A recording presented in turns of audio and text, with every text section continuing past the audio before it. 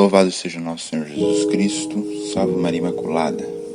Hoje nós comentaremos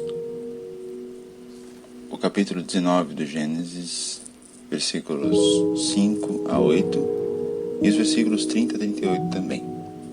Abre aspas, e chamaram Ló. Onde estão? Disseram-lhe, os homens que entraram esta noite em tua casa. Conduze-os a nós para que os conheçamos. Fecha aspas. Saiu Ló a ter com eles no limiar da casa. Fechou a porta atrás de si e disse-lhes, suplico-vos, meus irmãos, não cometais este crime. Ouvi, tenho 2 filhas que ainda são virgens. Eu vou-las trarei e fazei delas o que quiserdes. Mas não façais nada a estes homens, porque se acolheram à sombra de meu teto. Fecha aspas. Comentam sobre essa passagem brevemente Dr. Scott Ham e Kurt Smith em seu caderno de estudo do livro do Gênesis. Tenho 2 filhas. Uma descrição um pouco religiosa de Ló, que está disposto a colocar em risco suas próprias filhas para garantir a proteção de seus convidados. A rejeição da sua proposta acentua a preferência desordenada dos sodomitas pelos homens em vez das mulheres. Fecha aspas. Podemos conjecturar que Ló, tendo esse pecado em sua conta, não era um pecado tal que, como mesmo disse Deus anteriormente, como veremos no catecismo, clamava ao céu por vingança. Essa justiça comparada, olhando para os outros habitantes de Sodoma, que praticavam um pecado que clamava ao céu, deixaria Ló como alguém para receber a intercessão que Abraão fez. E ainda o fato de Ló ser o anfitrião, como traz o livro Comentário Bíblico São Jerônimo, abre aspas, o crime dos habitantes é duplo, violação da hospitalidade e comportamento sexual proibido, conforme Levítico 18, versículo 22. As ações de Ló são aquelas esperadas do hospedeiro, o qual deveria proteger seus hóspedes. Sua oferta para que aceitassem suas 2 filhas, ainda que aterrorize os ouvidos modernos, era parte dessa tarefa na visão de Ló. Fecha aspas.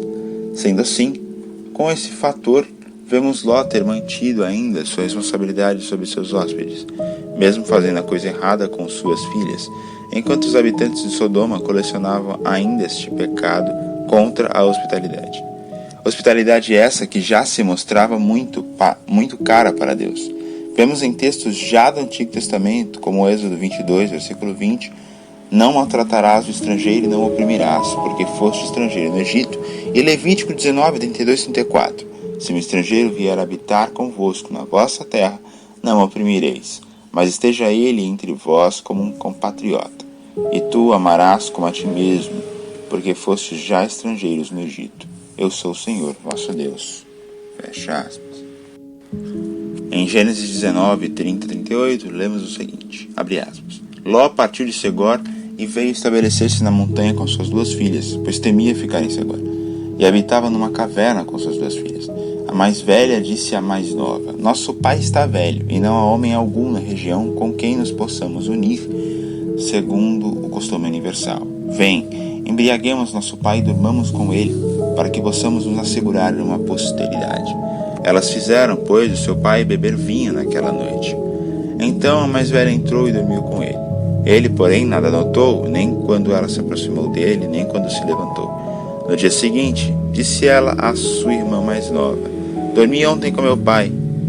Façamo-lo beber vinho ainda uma vez esta noite e dormirás com ele para nos assegurarmos uma posteridade. Também naquela noite embriagaram seu pai, e a mais nova dormiu com ele, sem que ele percebesse, nem quando ela se aproximou, nem quando se levantou. Assim as 2 filhas de Ló conceberam de seu pai.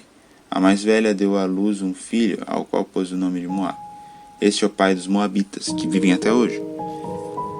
A mais nova teve também um filho, ao qual chamou Ben-Ami. Este é o pai dos Amonitas, que vivem ainda hoje. Fecha aspas. O Dr. Scott Hahn e Kurt Smith, em seu caderno de estudo do livro do Gênesis, comentam a origem vergonhosa dos vizinhos orientais de Israel, os Moabitas e os Amonitas. Essas nações se mostraram inimigas de Israel durante sua jornada no Êxodo, como vemos em Números 22, 1:6, 25, 1:3 e Deuteronômio 23, versículos 3 e 4. O episódio lembra a embriaguez de Noé, que parece ser a origem incestuosa dos cananeus. em Gênesis 9, 18 e 27. E os autores exploram mais sobre a lei, sobre o incesto em si. Aqui não há homens. As irmãs parecem pensar que a devastação da região é uma calamidade mundial. Alguns interpretam o incesto que segue como um caso de justiça poética, ou seja, Ló é obrigado a pagar a penalidade amarga por oferecer suas filhas de forma imprudente para os sodomitas pervertidos. E por último, acrescentamos o que diz Dom Estevão Bittencourt em seu livro Para Entender o Antigo Testamento. Apenas seria de notar que a narrativa faz de Ló uma vítima inconsciente, ludibriada, a quem não se pode imputar culpa no caso.